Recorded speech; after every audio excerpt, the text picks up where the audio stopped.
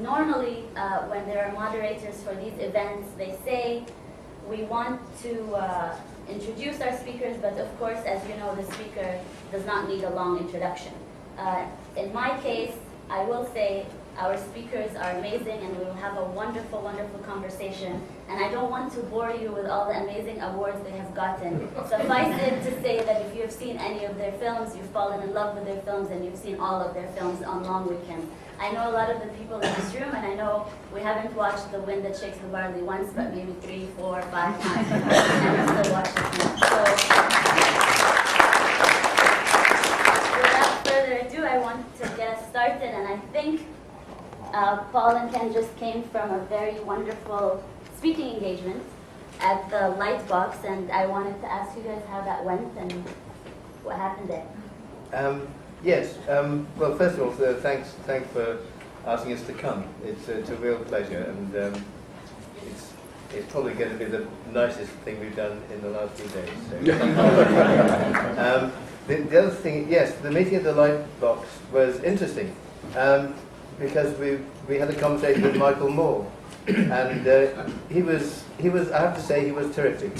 He was, when we hadn't met before properly, and he was very unassuming and a very genuine guy, and we had a really good conversation with him. And we'd been contacted a couple of days earlier by the Justice for Janices campaign. And they had an interesting story to tell us, that the company employed by the film festival in the Lightbox was a non-union company that was paying below the proper wages and that was in trouble for, or allegedly, stacking people against the law. So we were very pleased to be able to ask one of the organisers, a guy called Diego, to come up on stage and to explain to the audience why from the film festival was not behaving properly, they should kick out Impact and get a union organised company.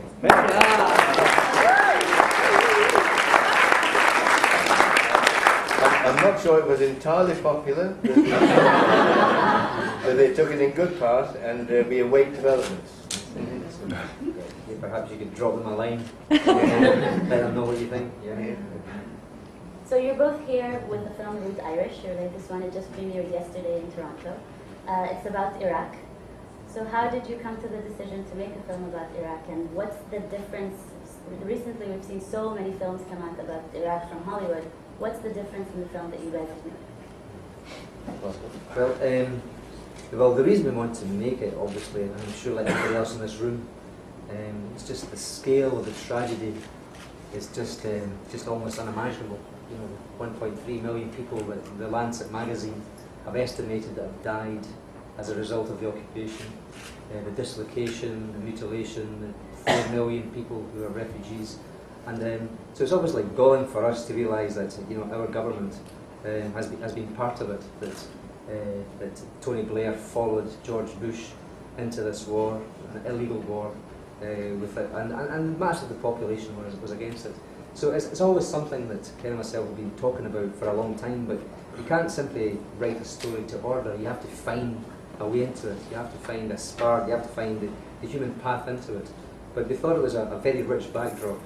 And so in our research, we talked to many soldiers, and in the course of this, we realised that something very, very interesting was going on, because there were many contractors who had been to Iraq as well. And we began to realise that really this occupation and this invasion could not have happened without this massive contribution from private contractors. And what was really happening was the privatisation of war. And these people are not answerable to any Minister of Defence, not answerable to any army hierarchy, but they're only answerable to a boss, and they're only interested in shareholders who want to make a profit out of it. And believe me, billions have been made out of it. And so in the course of this, we really thought that perhaps the protagonist might be someone who was an ex-soldier and who was a contractor, and we could try and tell the story through that. But it was also very, very important to us too that the story should have an Iraqi element to the story. So there's a very important character in it who is a refugee from Iraq in Britain, and then he becomes a very important voice, a very important part of the film. Yeah. Just Can you hear me in the back? I No. can't hear us. Only just. Just, Okay. it's not the accent then, no? I think the number of traps waiting for you if you're going to do films about Iraq. One trap that I would, tentatively suggest that a number of films have fallen into is that it's seen as a tragedy, but seen as an American tragedy. And the main characters, turn out to be Americans, and they have problems, and it's their tragedy. And the difficulty we had was because we're obviously not Iraqis, we don't know the language, we don't know the culture, we go as tourists. And that, but nevertheless, we wanted to leave the audience with a feeling that as Paul said, it's the over 1 million people who have died, it's the 4 million people displaced. That's the tragedy. That's the tragedy. So that was a kind of knotty problem to try and resolve. But also, I guess we wanted to reignite people's anger, because when the war was, before it was fought and when it was being announced, and when it began, there were millions of people, literally millions of people on the street. I mean, we had 2 million in London, and I know there were big demonstrations here and across the States. And then, there's talk amongst the right-wing press of Iraq fatigue, and like it's something we shouldn't get to. It's we move on. They say, time to move on. Well, we don't think so. These are war criminals who have committed this, and quite clearly they should stand trial for what they've done. The tragedy of Iraq is just overwhelming. It's on a scale that it's unimaginable, and for us to think our government and the Labour Party, an apparently left-wing party, should be part of this is just horrific. So, never mind the breaches of international law, the breaches of the Geneva Convention, the torture, the extradition, the lies, the falsification. So all that, we wanted to reignite people's anger, because we can't move on. We can't move on. We have to stay. And anger can be productive. So I think it's really important that we keep that sense of injustice about the terrible crime that was committed.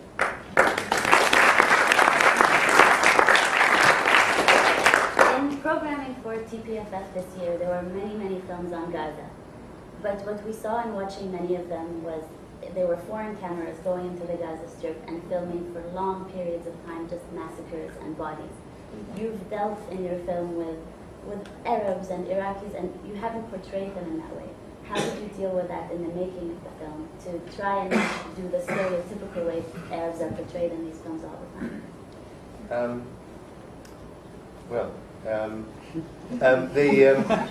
It was Paul wrote some very good characters, really.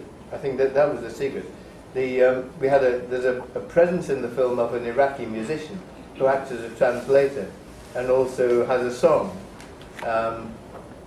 and so his presence.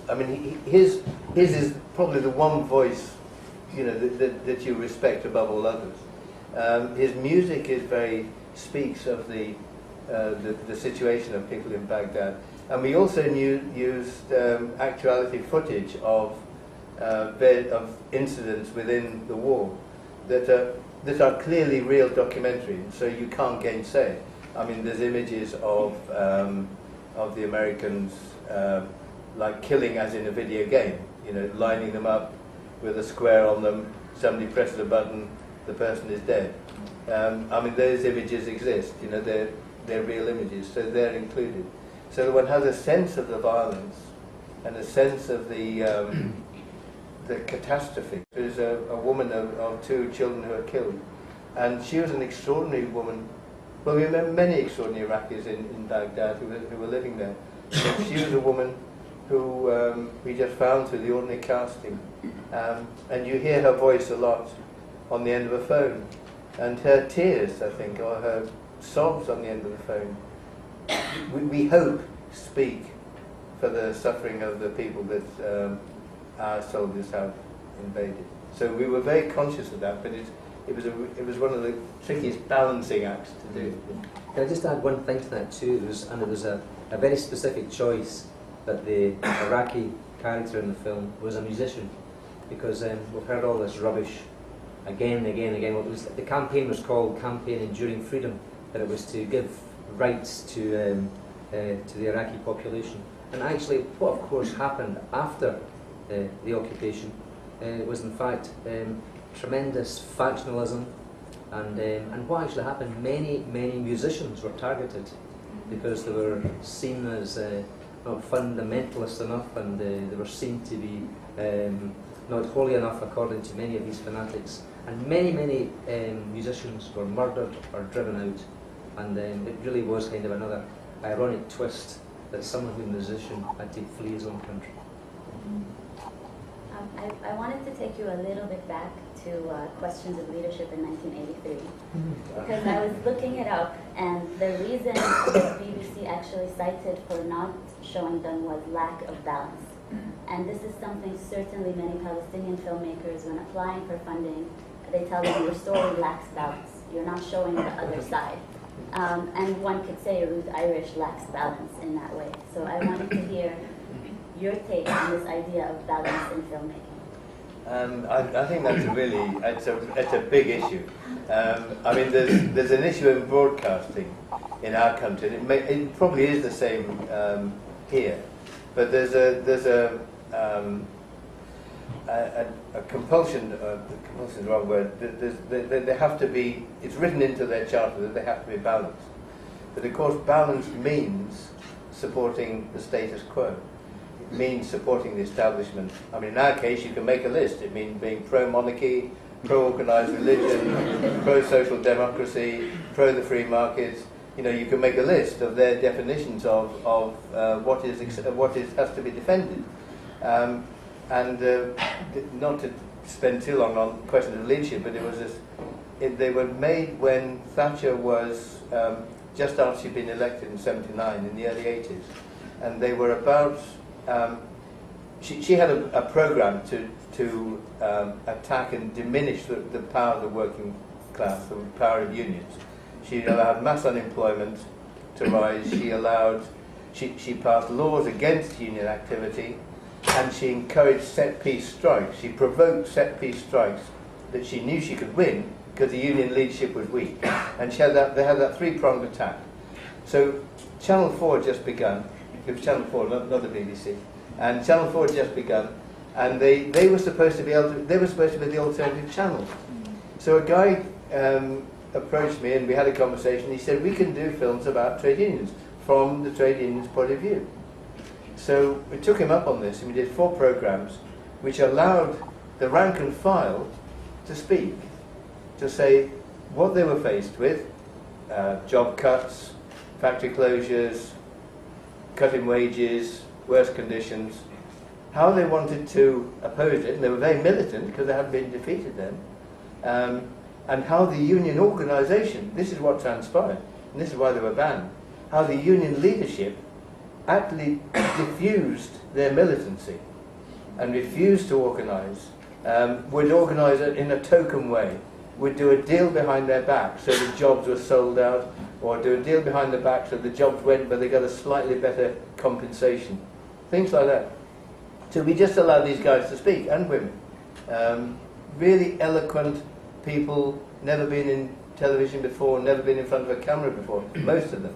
And they were, you didn't have to patronise them. They were very articulate, they knew the score, and they made a very sharp analysis of why it was happening.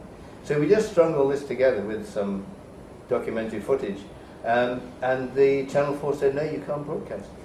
And the Channel 4 was run by a guy who was was the Social Democrat Party. It was an offshoot from the Labour Party. It was a right-wing offshoot. It shot off to the right. As if the Labour Party wasn't right-wing enough, it shot off to the right. He opposed it, The chairman of the Independent Broadcasting Authority was also an SDP, Social Democrat, right-wing placeman. And certain union leaders complained and walked out of the interviews and said it wasn't, we were misrepresented, which of course we weren't. They were there on the film. And they were banned.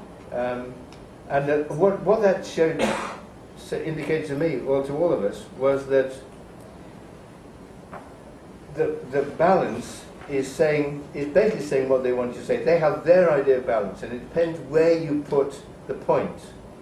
You know, it's where you put the point of balance, and where they put the point is between the Tory party and the Social Democrat party. But if you have a voice which says actually these parties all have the same analysis, then that's unbalanced, because that's not the parliamentary argument they want to represent. And I said, these people you have never heard these voices before. So how was everything else balanced if these were never on the air? Oh no, they were not. And so we had this extraordinary charade. It went on for a year. And they cut the programme from 4 to 3. They cut them from 3 to 2. They made an extra programme, and at the end of the year they said we're still not going to broadcast them. And I'm sure you have the same thing with the Zionists and with the Palestinians, because their point of balance is the Israeli ambassador, the BBC correspondent. You won't get the Palestinian is on maybe once out of 10 times for the Israeli. And when they are on, they don't pick one of the many people who would speak brilliant English, be very sharp and articulate. They will pick somebody on a crackly line, speaking a language we don't understand, and then there'll be a kind of translation which misses all the sharpness of what he's saying, or she is saying. I mean, it's absolute travesty. Sorry, spoke too long. No, not at all. But I think we do hear this again and again, and I mean, Ken's been listening to me.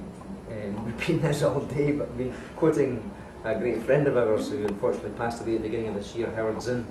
And I know many of you have read his wonderful book, The People's History of the United States. But he actually talks about that, and he talks about the mere fact of selection actually reveals who you are.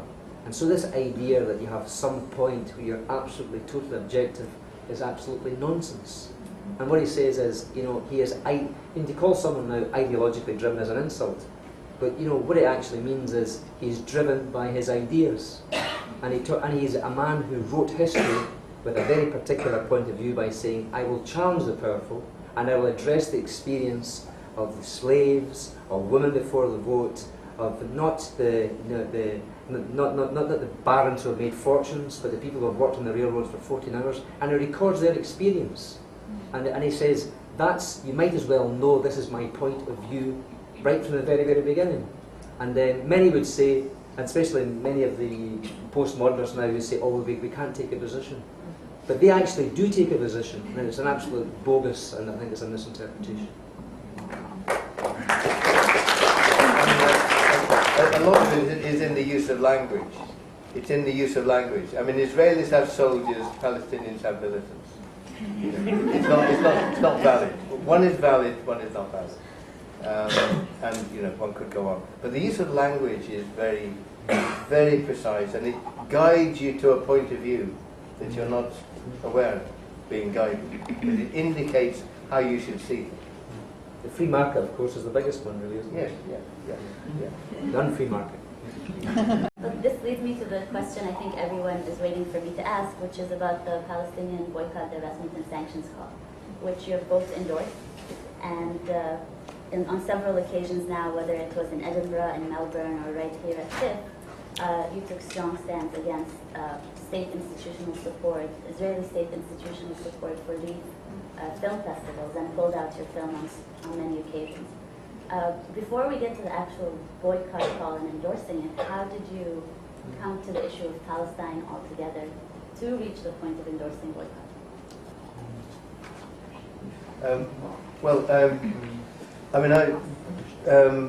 I mean, I was, I guess, like many people, aware that there was a situation going on when I was younger, and so I didn't know the full story until I was asked to direct a play in the theatre. And I'll try and keep this story very short because it could go on. But it was a play. It was a play called Perdition, and it was written by a writer called Jim Allen, who I'd worked with a lot. And it told the story of the last months of the war in Hungary, and of how 500,000 Jews had been taken from Hungary to the camps and exterminated. And it asked the question, how was this possible? When Germany was losing the war, when a lot of people, 500,000 people is a lot of people, how did they manage with a skeleton of a few people? Because most of the German military were obviously engaged in fighting. How did they manage to get them all on the train? And of course the story is, which I guess many people here will know, that a man called Kastner masterminded an agreement with Eichmann that a train would leave with some chosen people on. Maybe the numbers vary. Some people say 1,500, some people say 10,000, but some thousand people say, would leave and would go to Palestine. And in return for that, some Zionist leaders would pass on the instruction to get on the train. Shocking story. Shocking story. Jim wrote a play about this. It was destined to be produced at the Royal Court Theatre. If anyone knows the Royal Court Theatre, it's probably the most famous small theatre in London. I mean, it is par excellence the writer's theatre. It's where the writer is king. You know, what the writer needs to say should be said. And a week or so before we were due to go on, the director of the theatre gave the script to somebody who was a known Zionist, who was a Holocaust survivor, and he read it, and they began a campaign which resulted in articles in all the main papers. Extraordinary campaign. Within days, every paper carried like a full-page article right in the centre of the comment pages, denouncing this. They never managed to find the big issues wrong. I mean, you know, they might come and say, well, the number was wrong, or this very small point here. But the substance of the story was never challenged. But it was criticised. Of course, it was anti-Semitic. And in the end, it was the theatre backed down, and it was banned. And it was read later at the Edinburgh Festival. We did a reading. And it has been produced since, when the Zionists kept absolutely quiet. They went from total opposition, kill this, and they killed it, to total silence, said nobody would know about it, and there would be no fuss. But the power of that lobby just took my breath away. I mean, we've been dealing, as I was talking, we've been dealing with right-wing trade unionists, you know, and they can kick up a fuss, and the Labour Party, they can kick up a fuss. But this was something else. This was something else. And from that day on, I said, well, I've got to find out what's the issue here. And then, of course, the story comes out, and stories you know far better than I do, I'm sure. Then the story comes out, and then you realise, hey, there's something very wrong here. When a state that is founded on race has such power. And from then on, I mean, my mind was made up to it. Well, I suppose there's been so much coverage of the injustices that have taken place, and what has always taken my breath away, I suppose, is just the constant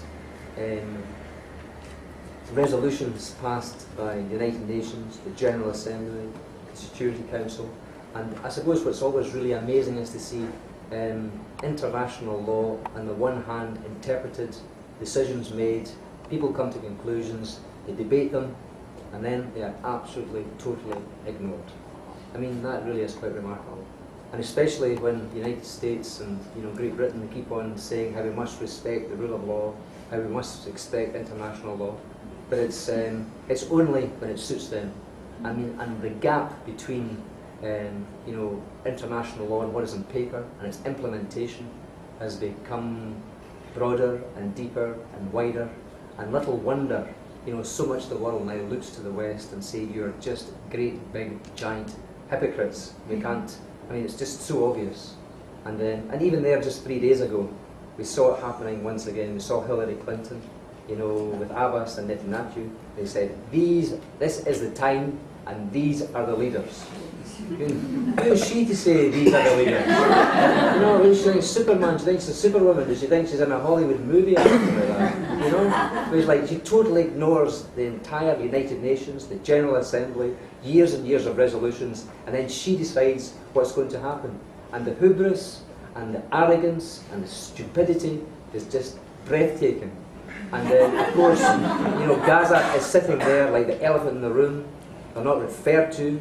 They're not even... And what's absolutely terrible as well, I saw the BBC News report just the other day, and they didn't even mention it. You know, and how can they expect peace when they dictate the terms that way? So, I mean, anybody with half a brain and an imagination, I suppose is just, you know, just amazed at the massive bias and how they set the agenda. So, in terms of BDS, you pulled an Eric movie from Melbourne. You refused to show up to Haifa Film Festival. Last year you signed on to the Toronto Declaration. What has all this activity meant to you? Well, it's the important thing is to operate in the field that we're in, to show solidarity as best we can with the Palestinian people. It has to be made very clear, and it always is made very clear. This is not a boycott against individual filmmakers. It is against the involvement of the state. The same state that is illegally building the wall, the same state that is illegally putting settlers, allowing settlers in, and so on and so on. And that it would be abhorrent to us to take part in an event in which the Israeli state has its fingers.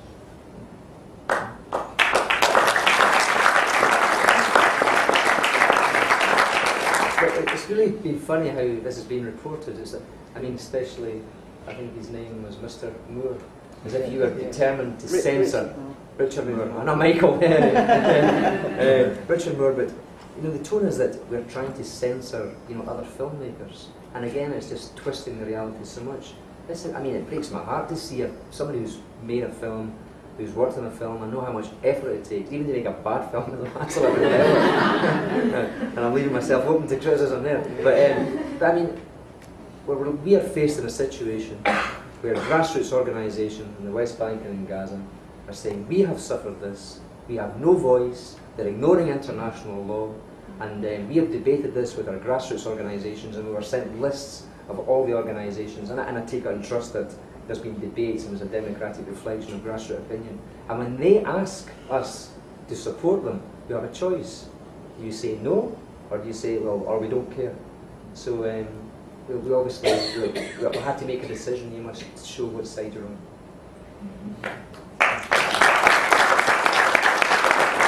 Being on the side that has faced censorship often, many times when we speak about the boycott, the first thing they say, as you just mentioned, is you're trying to boycott other people. Artists should never boycott art.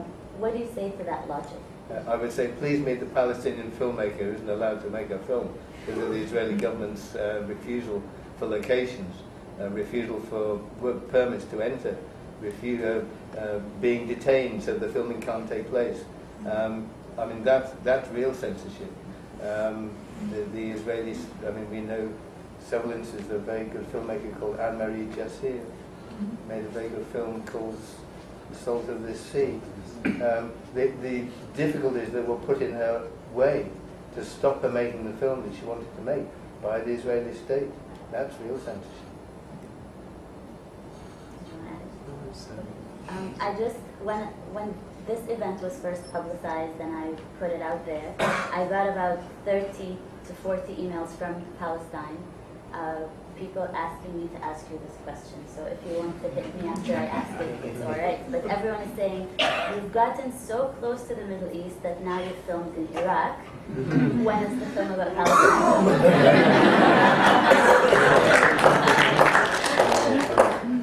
I really just wish, speaking personally, I just wish I had the the talent to speak, you know, another language. I wish I had the insight to go into another culture and understand. Do you like some water? You dropped dead. Yeah. Wasn't that hard a question?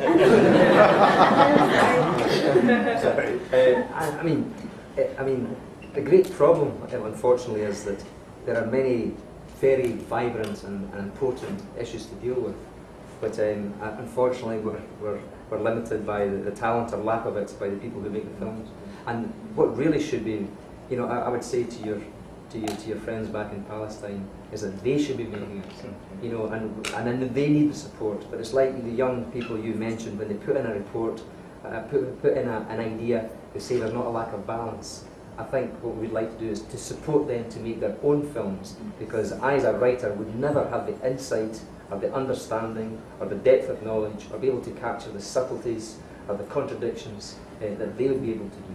So I wouldn't dare make it for these reasons. And but what would be wonderful to do is to be able to support them to make their own films.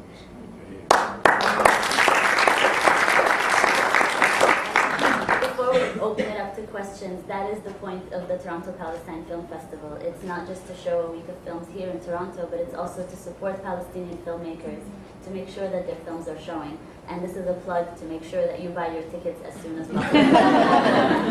So I'll take questions. I'll make sure there's racial and gender parity in the asking of questions. So please keep your hands up, and I will call on you. And please speak up. I know, so everyone can hear you. When Or opinions. or questions or comments. Or insults for Ken.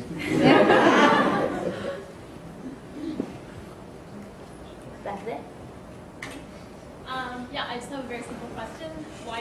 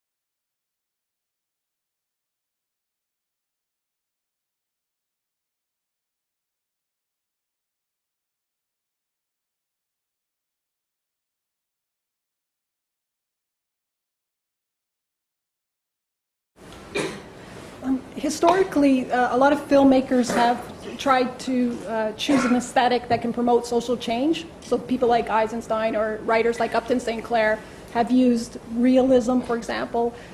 Brecht was very concerned about how theater can be used as a way to encourage critical thinking. So can you tell us how your style, your aesthetic has changed over time and what you think is most effective in terms of achieving social change through film, and with the example of your current film, how have you used? Well, this is a big question, really.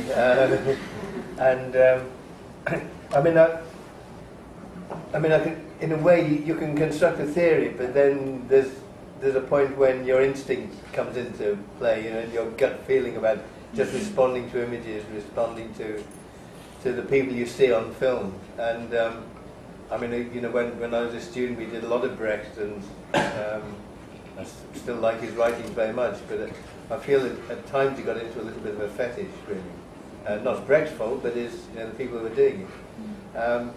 And I always find that I respond to recognizing people, recognizing their dilemmas, having a solidarity with the characters on the film, feeling like that's me, and that's me in that character, that's me in that character, and that's it's not a kind of immobilizing empathy. It's a feeling of solidarity with people, or understanding with people, sharing their experiences. And then if you see a story in which you have a sense of where you might be in it, then just seeing it told gives you an objective perspective on it, so that you can then evaluate it. If it happens in your own life, everything is too neat. You have no perspective. If you see it in a narrative, in a story, then it's more easy to have a perspective. So I think that's part of our aesthetic. I mean, it's a very particular cinematic aesthetic, which I could talk about, but maybe this isn't the time to speak at length about lenses and lighting and camera positions. But it's very practical. It comes down, to the nuts and bolts of filmmaking. But I think also it's in the stories you choose to tell. I mean, we always find it very important to tell stories of working class people, because their stories aren't told, A. B, because their use of language is more vivid. C, because they live their lives with much greater stake, and much greater things at stake.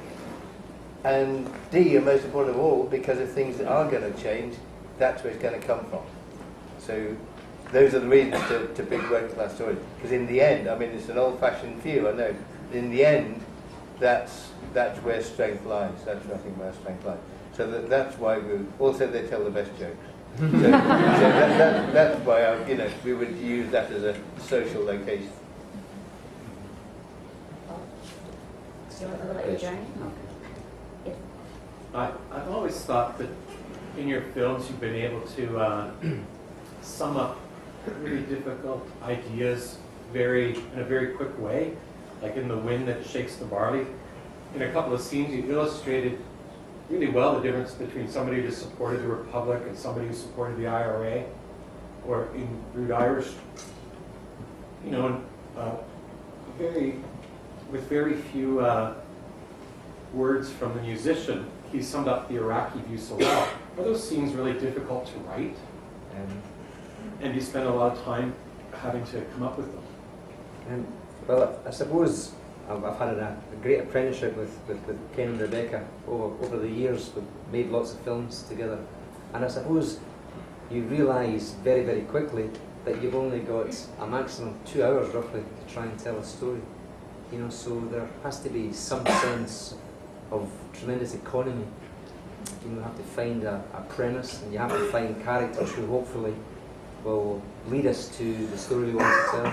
So it's an endless and tricky task to try and tell the story efficiently and visually, or whatever way you can lead to those ideas with, and hopefully some sense that the story is there, but underneath there's a big shadow, and you imply things rather than spelling things out, because there's a great difference between telling a story and having a you know, a political platform or a documentary, we have to try and find the characters so that everything that unravels is truthful to their point of view.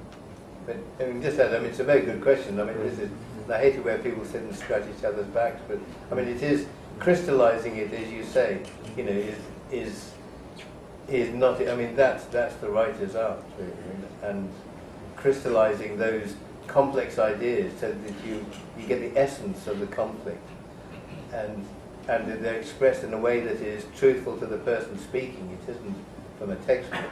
I mean, that's the hardest thing of all.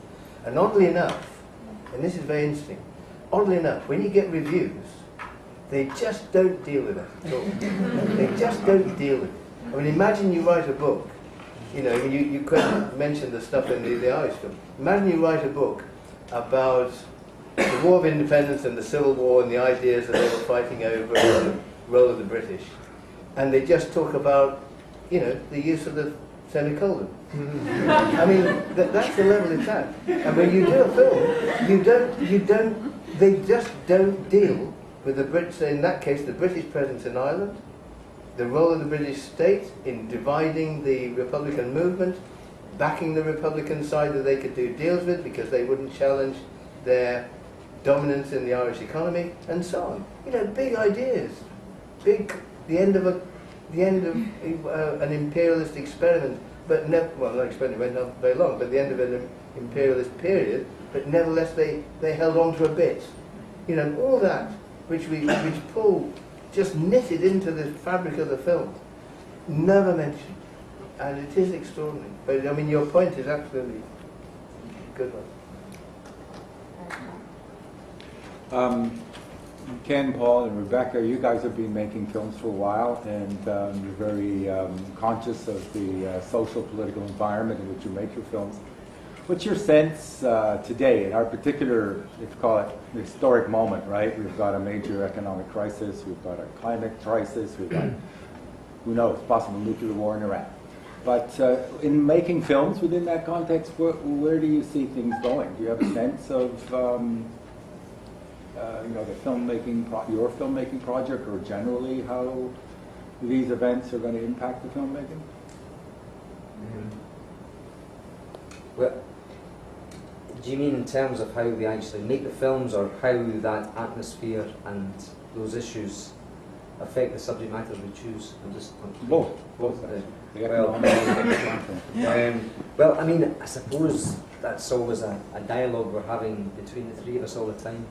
You know, when it takes so long to actually get a film made, the time you start from the very beginning, you choose it, you think it, research it, you write the script and you keep tugging away at it, and then the time you make and get it out, you know, it's generally quite a long time. So we're always asking ourselves the toughest question, right? What is the next best project to do among all these wonderful things? But you can't just do a script to order, like I think you said previously. You know, just because there's a good issue doesn't mean we'll find a good story. We have to find a human way into it, and something that's original, hasn't been done before, that excites us, and as Ken said previously, you actually feel you're going on a journey with the project and finding something out. Like I remember when we did the, you know, It's a Free World, it really was digging underneath the Anglo-Saxon miracle. And it's amazing even how times have changed since then. When we made that film, the Anglo-Saxon miracle was preached as if it was wonderful. Everybody had to follow the Anglo-Saxon model. If only Europe did that, they would be much better off. And you know, suddenly things change, things fall apart. And it is quite remarkable to see how quickly things can change. And I think you're right too, there is a great sense of crisis now. You know, everything looks much more fragile. The economy looks much more fragile. And I think that's been the great crisis in the left, really, because we haven't seemed to be imaginative enough, we haven't come together, you know, to provide proper alternatives, you know, because what was actually amazing is, given this tremendous crisis, they still set the agenda. You know, suddenly this private debt has been turned into a massive public debt, and who's paying for it? You know, pensioners and workers and cutbacks, and you do not hear the other voice, and I think people in their guts feel this is very, very wrong.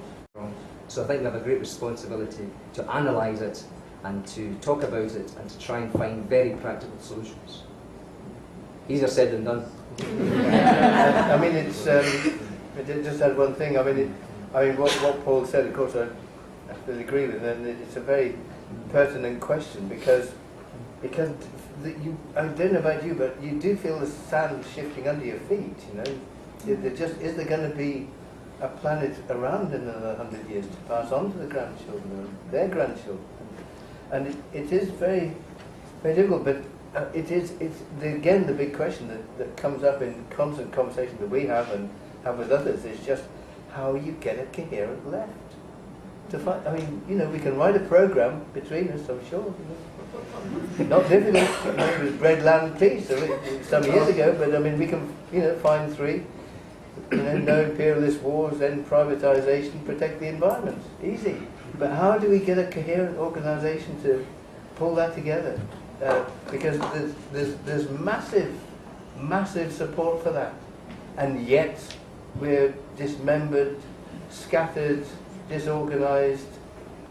You know, I mean that's our problem is getting a coherent left. I don't want to end on that note. We only have less than 5 minutes left, so I want to take the last few comments together. And if you could please make them short, and then we'll do the wrap up. So I see a hand up there. Just very quickly. 1 second, I just want to point out the other people. The hand up there, and there's one in the middle, the gentleman. Yep, and one down here, and those will be the three wrap up. Please go ahead. Very quickly, just on that sort of note, in the current municipal election in Toronto, there's a kind of an interesting angle that's happening. It seems to be by people who have been impacted severely by the sort of the pension issues and the sort of financial meltdown. But that anger is being diverted to a considerable extent. I think it's happening in many settings toward people who, to some extent, are more protected in the public sector, in this case, in Toronto, but elsewhere as well. And it seems to be this kind of inter-class warfare, this inability to kind of recognize the bigger picture of what's happening. Anyway, and that seems to be, you know, with regard to film, that could be a very interesting kind of set of questions as well. That just seems to go on and on. A short comment and a very short question too. The comment is regarding your response about the banning of your film in the early 80s. I just wanted to add that there has been strong action material that came out during that particular time, especially a book by one German Jewish woman in the Palestinian, Brzezinski, and the Palestinian writer Ahmed Saadi, exactly on the same issue of collaboration between Zionist leaders as well as German Nazis, actually. My question to you, Ken, is the question of balance. Don't you think it's more pertinent and historically specific to the Middle East than any other place with, you know, with wars or with conflicts? I find the question of balancing almost always comes out in the media when it comes to Israel and Palestine. You have to balance your answers, as if you can balance the oppressor with the oppressed and the occupier with the occupied. So my question is very, very short. Don't you agree that it's, you know, quite specifically used in this particular area? And there's one last comment. Oh, I'd like to hear that answer. Oh, okay. Mr. Loach, I've been a fan of yours since Kess, in I think it was 1967.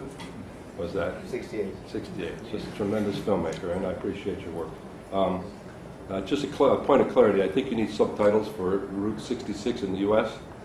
I hope you do that, because we missed half the dialogue yesterday. The Scottish language needs subtitles. Liverpool.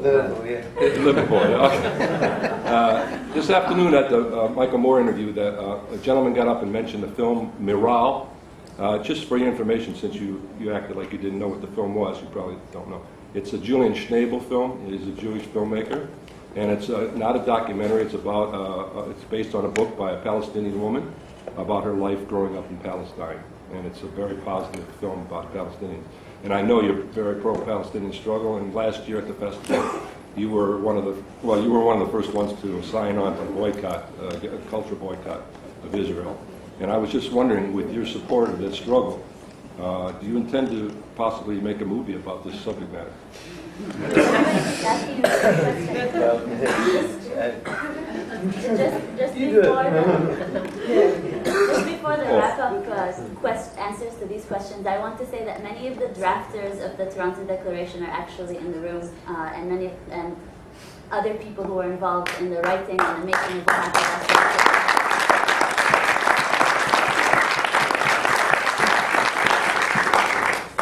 We have lots of questions.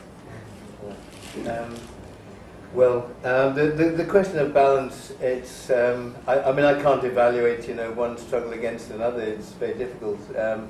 But absolutely you're right that the imbalance in the presentation of the Palestinian position is ongoing, overwhelming, and every day it's just there the whole time. And it's something we have to fight, but it's very difficult to fight. There's not a reason not to fight it, but it just has to be challenged all the time. The question of doing a film in the occupied territories, I don't know, it's just very difficult for the reasons Paul said. I mean, Root Irish is, it's Root Irish, not Route 66, by the way, so even the subtitles need subtitles. And it's Liverpool, not Scottish, so we're really in trouble. In fairness, we do have the same problem on our side of the Atlantic when we get films from this side. But anyway, the problem is not that it's a massive subject that needs films made about it. Of course it is. It's just a question of whether one can do it, because if you don't speak the language, if you don't know the culture, if you go as a tourist, you just get things wrong. And the most important audience for anything is the place where you make the film. They have to say, yes, that's okay. So, when we went to Nicaragua, took it to Nicaragua, they were the most important audience. Did a film we did a film in LA with the journalists there. They were the most important audience. You have to pass that test. If you can't pass the test, you just devalue the whole film. So it's something that we're always talking about, but I can't at the minute see the way through. But I mean, finally, just if this is our last word, I do want to say, well, just from our point of view, that the Palestinians are the most. Oh, two things I want to say. Linked to the Palestinians, there are another group of people that some of you may have heard about, but get even less attention than the Palestinians, and they're the Western Saharans. And they were dispossessed by Morocco in this case. They live in tents, they're deprived of their homeland, and no one knows of them. So when you're discussing the Palestinians, do remember the Sahrawi, because they are even more hidden, and they have I won't say an equal tragedy, you can't measure these things, but they also have a tragedy in having their land and their homes taken away from them and living in refugee tents. So remember the Sahrawi. But also, quite clearly, I mean, we're here because, like I'm sure everyone here, that one day the Palestinians have to have their land back. Yeah.